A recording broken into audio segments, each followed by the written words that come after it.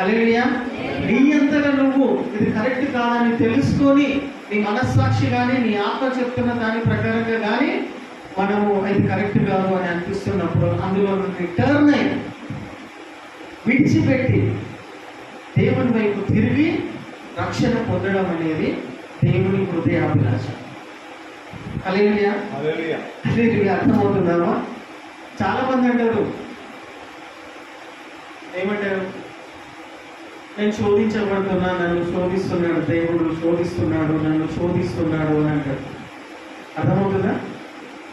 దేవుడు ఎవరిని కూడా శోధించాడు. మనం పోయినసారి చూసుకున్నాం, ఎవరిని కూడా దేవుడు శోధించాడు కానీ పరీక్ష పెట్టాడు. ఆ పరిస్థితి తీసుకొచ్చి నువ్వు ముంగడ పెట్టేస్తాడు. నువ్వు ఆ పరీక్షలో నెగ్గుతావా లేదా వదిలేస్తావా?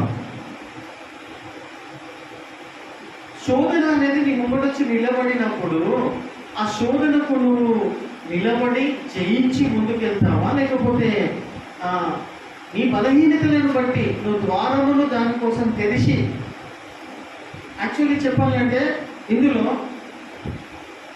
సాటన్ అపవాది